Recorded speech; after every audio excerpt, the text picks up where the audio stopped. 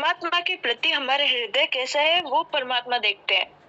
भगवान ने सबको स्वाधीनता दी है, सबको अच्छे मार्ग में जाने के लिए।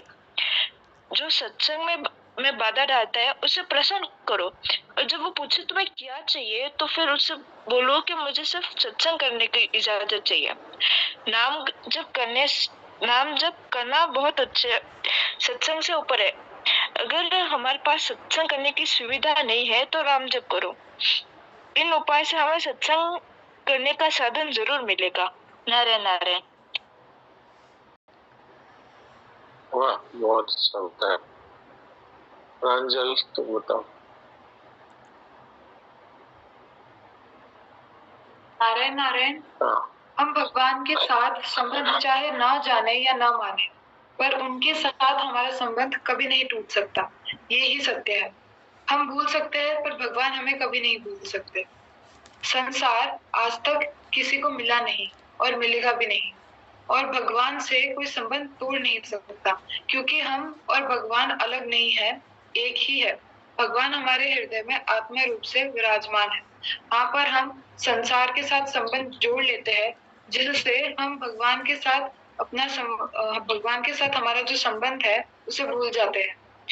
सभी में भगवान के दर्शन करें, पर जिससे भूल जाते हैं उसको महत्व ना दे, क्योंकि वो असत है। जो याद आते हैं उसे महत्व दे।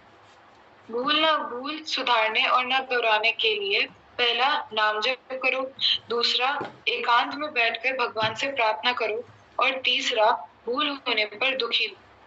यदि हम अपनी भूल पर दुखी होते हैं तो वो एक तरफ से प्रार्थना ही बन जाती है।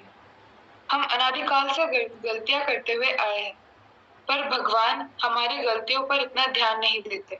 वो ये देखते हैं कि अब हम क्या निश्चय करते हैं, हम भगवान के प्रति अपने हृदय में कैसा भाव रखते हैं। जैसे माँ बाप अपने बच्चों का दुख नहीं देख पाते, उसी प्रकार भगवान भी अपने बच्चों का दुख नहीं देख सकते। इसलिए उनसे दुखी होकर प्रार्थना करने पर वो अवश्य मदद करते हैं। भगवान ने सभी को ये स्वाधीनता दी है कि वो सही मार्ग पर चल सकता है। यदि आपको कोई इसके लिए रुकावट डालता है तो उसमें पहला उनकी सेवा करो, उनसे प्रेम से रहो, उन्हें प्रसन्न करने की चेष्टा करो, पर ऐसे मार्ग से नहीं जो शास्त्रों के विरुद्ध। जब वो प्रसन्न हो और पूछे कि तुम्हें क्या चाहिए, तब उनसे सत्संग मांगो। दूसरा, भगवान से रोकर प्रार्थना करो कि प्रभु मुझे सत्संग करना है, पर ये सब करने नहीं देते, तो भगवान अपने आप उनकी बुद्धि फेर देते हैं। और तीसरा, भगवत नाम जप की आदत डालो। भगवत नाम ही स्वयं भगवान। नाम जप में इतनी शक्ति है कि उसने करोड़ों पापियों का उद्धार किया है। नारायण नारायण नारायण नारायण। नारायण नारायण नारायण नारायण। बहुत अच्छा। आप लोग जो सार सुनाते हैं ना, इससे एक बार दोबारा सत्संग हो जाता है कल वाला। बहुत अच्छा है। कल बड़े अच्छे अच्छे प्रश्न आए थे, पूजा ने और सुनील जी ने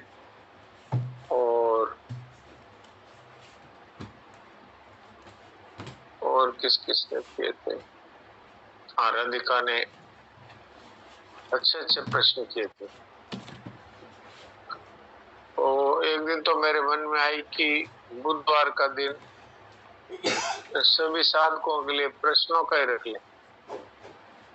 फिर ये मन में आई कि मैं तो प्राय रोजाना ये पूछता ही हूँ कि किसी का कोई प्रश्न है तो बोलो, तो अब देखेंगे कि क्या कर सकते हैं।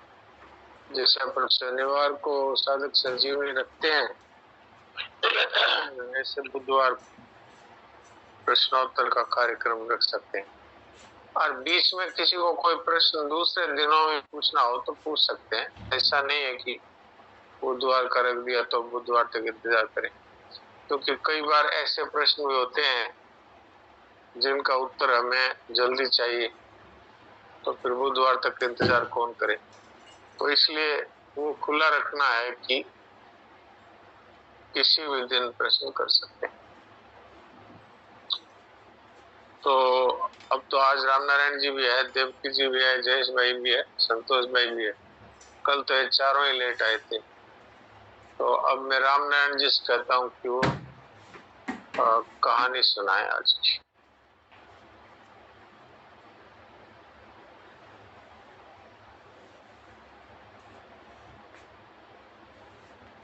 हाँ रामनारायण जी सुनाइए। प्रणाम महाराज जी। प्रणाम। एक चांदनी रात में देवयोग से भेड़िए की एक अत्यंत मोटे ताजे कुत्ते से भेंट हो गई। प्राथमिक शिष्टाचार के बाद भेड़िए ने कहा, मित्र, ये कैसी बात है कि तुम स्वयं तो खा पी करके इतने मोटे ताजे हो और इधर मैं रात दिन भोजन के अभाव में मर रहा हूँ। बड़ी कठिनाई से इस दुर्बल शरीर में मेरे प्राण मात्र अवशेष रह गए हैं। कुत्ते ने कहा कि ठीक तो है, तुम भी हमारे जैसे मोटे ताजे बन सकते हो, बस आवश्यकता इस बात की है कि तुम भी मेरा अनुकरण करो। भेड़िए ने कहा, सो क्या है बताओ। कुत्ता बोला, बस केवल मेरे मालिक के घर की रखवाली करना और रात में चोरों को नजदीक नहीं आने देना। भेड़िया बोला, सब प्रकार से 16 आने जी लगाकर करूंगा। आजकल मेरे दिन बड़े दुख से बीत रहे हैं। एक तो जंगल का वातावरण, दूसरे असह्य हिमपात, घोर वर्षा, जीवन धारण करना कठिन हो रहा है। तो सिर पर गरम छत और भरपेट भोजन, मैं समझता हूँ ये परिवर्तन कोई बुरा तो नहीं दिखता। भेड़िया बोला, बिल्कुल ठीक। कुत्ता बोला, बिल्कुल ठीक। बस तो अब आपको कुछ करना नहीं है, आप चुपचाप मेरे पीछे पीछे चलते आओ। इस प्रकार जब दोनों धीरे धीरे चले जा रहे थे, तब तक भेड़िया का ध्यान कुत्ते की गर्दन पर पड़े हुए एक घाव की तरफ गया। इस विचित्र चिन्ह को देखकर उसे इतना कौतूहल हुआ कि वह किसी प्रकार अपने को रोक नहीं सका और पूछ लिया कि वह उसका ये कैसा चिन्ह है। कुत्ते ने कहा कि यह तो कुछ खास बात नहीं है। भेड़िए ने कहा, तो भी कृपा कर बताओ तो सही, घाव क्यों है। कुत्ता बोला, मालूम होता है तुम बंधन की पट्टी की बात कर रहे हो, जिसमें मेरी साकड़ लगी रहती है। तो इसका अर्थ यह है कि तुम्हें यथा इच्छा घूमने फिरने की स्वतंत्रता नहीं है। भेड़िए ने इस प्रकार चकित होकर के उनको कहा, प्राय नहीं होता, क्योंकि मैं देखने में भयानक हुई, इसीलिए दिन में तो लोग मुझे बांध के रखते हैं और रात में खुला छोड़ देते हैं। और मैं तुम्हें विश्वास दिलाता हूँ, मेरा मालिक मुझे अपने जैसा ही भोजन देता है। वह मुझे बड़ा प्यार करता है, परंतु भाई ये क्या है, तुम चले कहाँ। भेड़िया बोला, बस नमस्कार, तुम्हारे भोजन तुम्हें मुबारक हो। मेरी आजादी के सामने ये जंगल का सूखा छिलका एक पर्वत सम्राट के उपभोगों से भी कहीं बड़ा चढ़ा है। मैं तो इस लोहे की साकड़ को उस मूल्य पर कभी स्वीकार नहीं करूंगा। नारायण नारायण। तो ये बात है, पूरा दिन सपने सुगनाई। वो उसने कह दिया कि सारे सुख तुम बता रहे हो, लेकिन ये एक दुख इतना बड़ा है कि मैं सारे सुखों को इसके लिए छोड़ सकता हूँ कि गले में सांकल बांध करके और पराधीन होकर के बंद करके रहना पड़ेगा। अब आप सोचिए कि हम पूरी जिंदगी और संसार बंधन में बंधे हुए, और कब से बंधे हुए हैं इसका कोई पता ही नहीं। संतों से पूछते हैं भाई कब से बंधे हुए हैं, तो कहते हैं अनादिकाल से।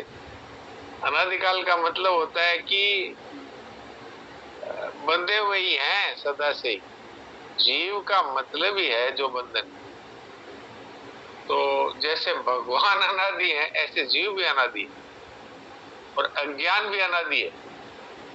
लेकिन एक इसमें बड़ी आश्चर्यजनक बात यह है भगवान ने ऐसी व्यवस्था करी है कि अनादि तो है बंधन, लेकिन अनंत नहीं। ये व्यवस्था भगवान ने की।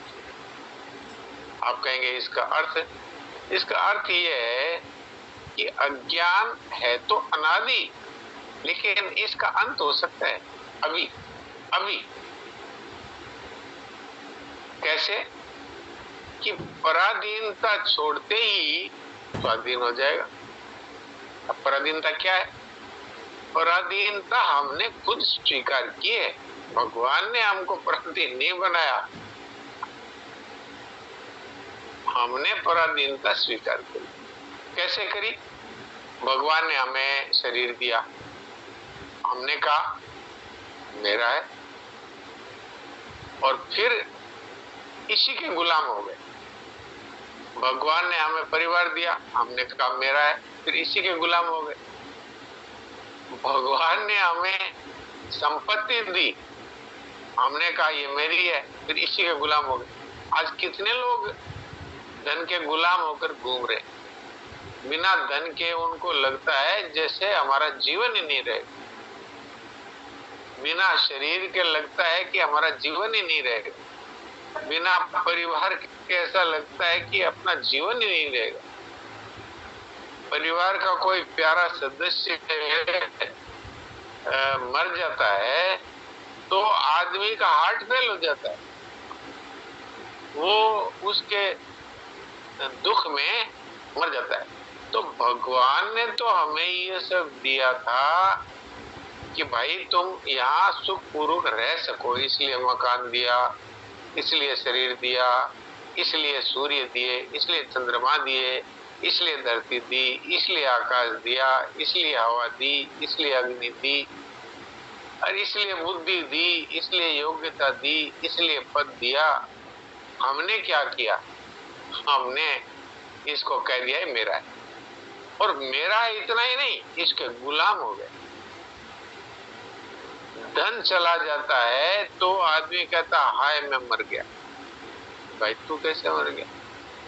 कि ये तो तेरे को दिया था जिससे तू संसार में व्यवहार चला सके, इसके लिए दिया था। बुद्धि इसलिए दी थी कि भाई तुम सबकी सेवा कर सको, बल इसलिए दिया था कि तुम सबके काम आ सको। लेकिन हमने क्या किया? हमने इन सब को कहा ये मेरा है, और इसी के गुलाम हो।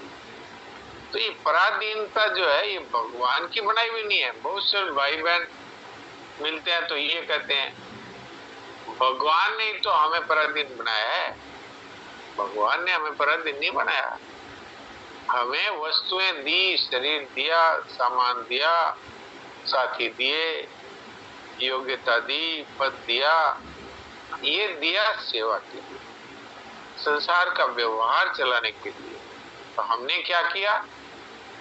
हमने पहले तो कहा ये मेरा है, और फिर इसी के गुलाम हो गए।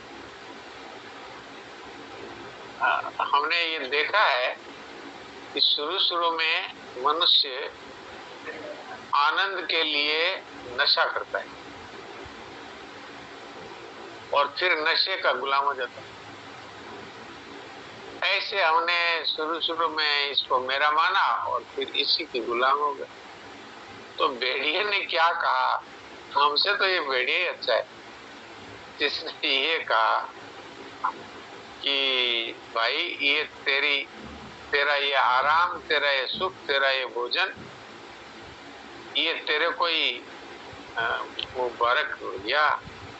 मैं तो चला, मेरा तो वो जंगल की रूखी सूखी खा करके मैं तो जिंदा रह जाऊंगा, लेकिन मैं ये सांकल बांध करके नहीं रहने वाला। और हम देखो अनादिकाल से इस सांकल में बंधे हुए, और ये सांकल किसी ने बांधी नहीं, हम खुद ही बंध गए इसमें। तो इसलिए हमें इस कहानी से शिक्षा लेनी चाहिए कि भाई वो तो भेड़िया होते हुए भी इतनी उसमें ये समझ थी, और पशु था पशु, और हम तो मनुष्य हैं, और मनुष्य ही ऐसे हैं कि भगवान के साक्षात अंश। तो हमें तो ये समझ भगवान ने दी है और भगवान ने सामग्री भी दी है और इसकी योग्यता भी दी है छूटने की, और मनुष्य जीवन में इसका अधिकार भी दिया है कि आप स्वतंत्र हो सकते हैं। और कैसे? अपनी बनाई हुई पराधीनता को छोड़ दें। भगवान की वस्तुएं भगवान की माने, बस इतनी तो बात है। निर्ममो निरहंकार से शांति मध्य गच्छति। मेरा नहीं है, और इस शरीर को भी मेरा मानने से तो अहंकार पैदा हुआ। पहले मेरा माना, फिर कह दिया यही मैं हूं। तो इसलिए आज की कहानी है ये बहुत ही हमारे लिए आंख खोलने वाली है। इस महीने की कल्याण में आया था। अब किसी का कोई प्रश्न? इस महीने की जो कल्याण है। अच्छा, वाह वाह, बहुत अच्छी, बहुत अच्छी। आप तो बड़ी अच्छी अच्छी कहानी चुन करके लाते। तो अब किसी का कोई प्रश्न हो तो कर सकते हैं, और यदि प्रश्न नहीं है तो फिर देवकी जी से बात करते हैं।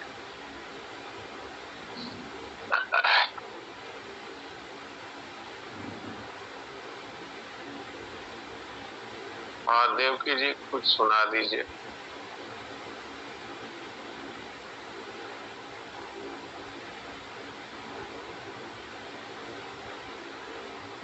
देवकी जी सुन रहे हैं क्या हमारी बात?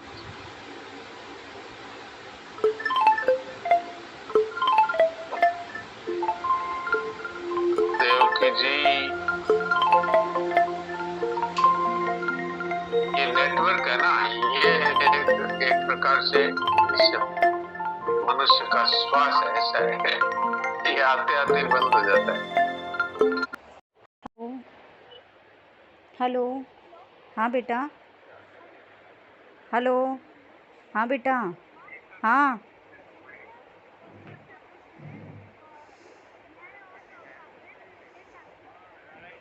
हाँ लेकिन राघव, हाँ मैंने मैसेज देख लिया। सुन मेरी बात, 8:30 हो गई है, बस अब घर पे आ ही जाओ, फिर अपना टाइम हो जाएगा। ठीक है, हाँ हाँ हाँ हाँ ठीक है बेटा, हाँ हाँ हाँ।